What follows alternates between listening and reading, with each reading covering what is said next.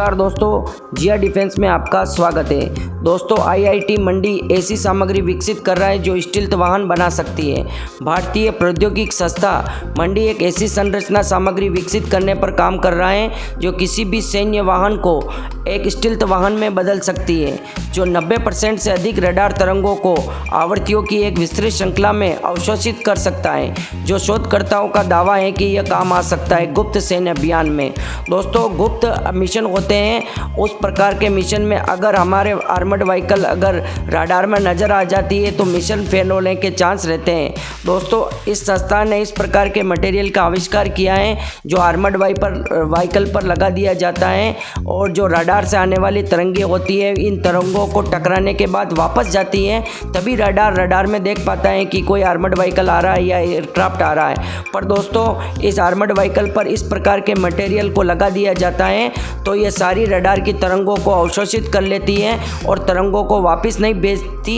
इस कारण से रडार पर यह आर्मर्ड व्हीकल दिखाई नहीं देता है और पूरी तरह से स्टेल्थ बन जाता है। दोस्तों, शोधकर्ताओं का दावा है कि सामग्री रडार आवृत्तियों की एक विस्तृत श्रृंखला को अवशोषित कर सकती है, भले ही उस दिशा में जहां से संकेत लक्ष्य को हिट करते हैं, और यहां तक कि जो स्टेल्थ वाहनों की खिड़कियों या कांच के पैनलों को कवर करने के लिए भी इस्तेमाल किया जा सकता है ताकि वे रडार के लिए अदृश्य हो सके।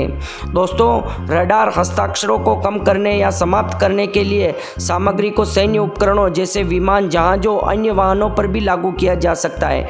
दोस्तों, ये मटेरियल हमारे वायुसेना में, नौसेना में और इंडियन आर्मी में तीनों संस्थाओं में लागू किया जा सकता है। दोस्तों, अगर हमारे सबमरीन या बड़े बड़े युद्धपोत हैं उनमें यह मटेरियल लगा दिया जाता है और किसी पर हमला करने का समय हो या कोई गुप्त मिशन करना हो तो हमारे जहाज पूरी तरह से स्टेल्थ बन जाएंगे और रडार पर बहुत कम नज़र आएगा। नज़र भी आएगा तो उनका आकार बहुत छोटा होगा। और वैसे ही हमारे एयरक्राफ्ट हैं। दोस्तों, भारतीय वायुसेना में आपको पता है कि हम 5th जनरेशन टेक्नोलॉजी स्टेल्थ विमान बना रहे हैं। हम विमान को स्टेल्थ इसलिए बनाते हैं कि वो रडार में बहुत कम से कम नज़र आए। जो उसका क्रॉस सेक्शन एरिया बनता है वो क्रॉस सेक्शन एरिया बिल्कुल ना के बराबर बने। तो दोस्तों, रडार में नज़र कैसे आते हैं? दोस्तों, रडार होता है, वहाँ से तरंगें निकलती हैं और जो भी कोई एयरक्राफ्ट हो या युद्धपोत हो या आर्मर्ड व्हीकल हो, उनसे टकराने के बाद वो तरंगें वापस रडार तक पहुंचती हैं और उन तरंगों के आधार पर रडार देख पाता है कि कौन सा वाहन आ रहा है, कितना बड़ा है और क्या इसका आकार है। अगर दोस्तों इन तरंगों को अवशोषित कर लिया जाता है पूरी तरह से तो रडार में हम स्टेल्थ टेक्नोलॉजी काम आ सकती है।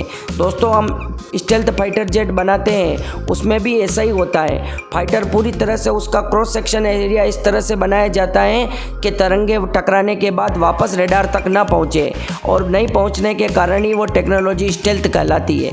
इसी प्रकार से अगर आर्मर्ड व्हीकल को हम छोटा या पतला ऐसा नहीं बना सकते, इसलिए इसमें इस प्रकार के मटेरियल का यूज़ किया है। वो मटेरियल काम करता है कि इन तरंगों को पूरी तरह से अवशोषित कर लेता है और तरंगों को वापस नहीं भेजता, तो रडार में दिखाई नहीं देता। बाकी दोस्तों, आँखों से तो बहुत कम मिशनों पर ध्यान रखा जाता है। जो भी कोई सीमाएँ हमारी और या दुश्मन की सीमाएँ, उन पर नज़र रडार के द्वारा ही रखी जाती है।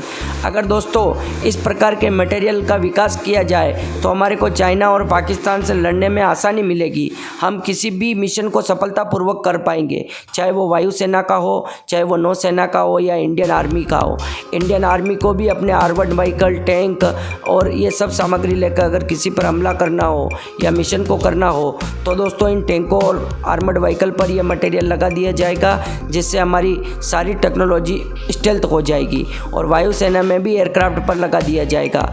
दोस्तों, ये एक ऐसा विकास है जो पूरी दुनिया अपने सभी फाइटर जेट अपने वाहनों को स्टेल्थ बनाने में लगी हुई है। और दोस्तों, आए दिन नए नए आविष्कार किए जा रहे हैं। यह भारत के लिए बहुत गर्व की बात है कि इस प्रकार का आविष्कार हमारे भारत में हुआ है जो स्टेल्थ टेक्नोलॉजी को जन्म देता है ऐसा मटेरियल।